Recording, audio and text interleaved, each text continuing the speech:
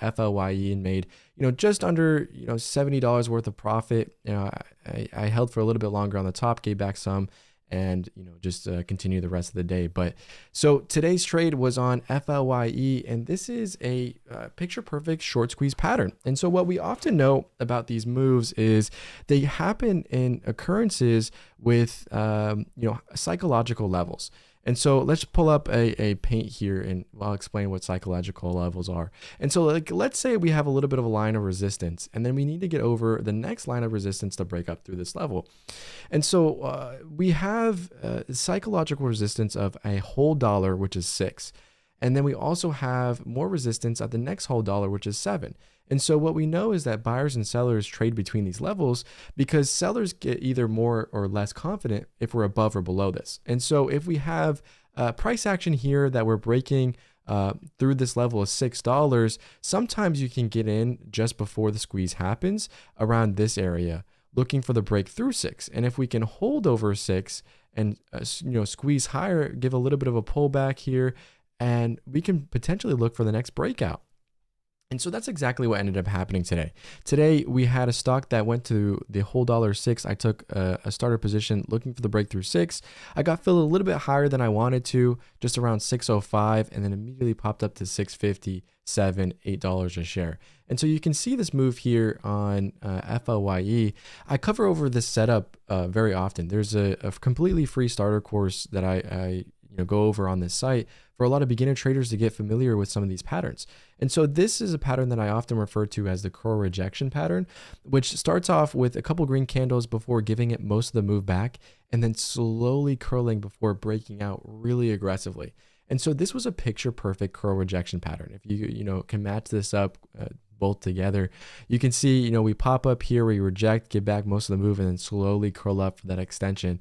And this was amazing. And so oftentimes what I'll do is I'll either take the break of the previous high, which is, just below 6, or I can get in as it starts squeezing up higher. And so that's what I ended up doing today, which was, the $6 add entry right here, looking for the squeeze up all the way to 650 to 7 and then 8, and then pulled out, $72 worth of trade here on FLYE. And so oftentimes, I think what ends up happening on a move like this is, short sellers start adding to the top of these candles, looking for the stock to come back down. And eventually, if the stock continues to move up higher, they have to cover their position, meaning more buying pressure comes into the market. And so if more buying pressure comes into the market and other people are starting to add that don't have previous positions, that creates buyers and sellers covering. So more buying on this front, more buying on this front, and that creates a really nice short squeeze.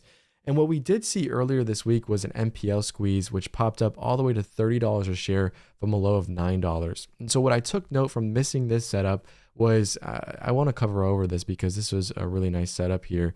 Let me back it up just slightly. I was saying to members that, this could look nice for a curl back up, but I'm not taking a trade on this due to the fact for it being a little bit riskier.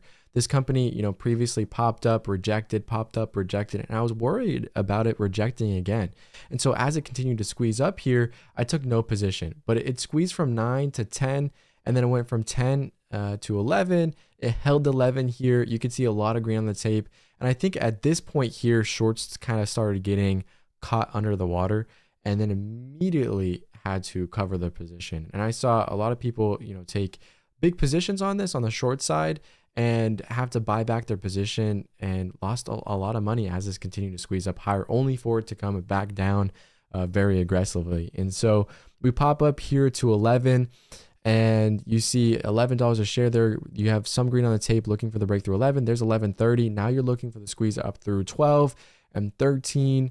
There's 12, there's 13, $14 a share. There's a big seller here. That seller goes away and immediately pops up to $30 a share. That's 28 there on the ass, 34, 28. Lots of selling coming through now as this gets back down. And so here's 30. You see 40 for a second there, but I don't think it top ticked as a printed order.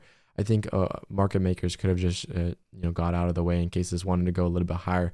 Sellers ended up pushing the stock back down at about 23, 22 before dipping, giving them a nice move back up. And then those bigger sellers, 16,000 shares came back here and started selling this move off a little bit for the rest of the day and never really recovered back up to 30s, unfortunately. So, I really looked at this setup as an opportunity later on for a short squeeze. And so as soon as I started seeing this stock break out, I was thinking to myself, maybe we can see this squeeze back up through, 657 and continue moving up higher.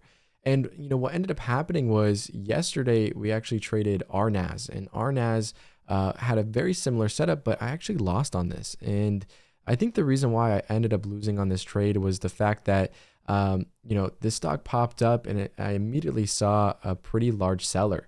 And so I was looking for the breakthroughs 1350. I got in for the breakthrough 1350, but then, a huge seller came into the market, and I broke this down, completely on my live recap that I went over all my trades on the day on jointdtsm.com.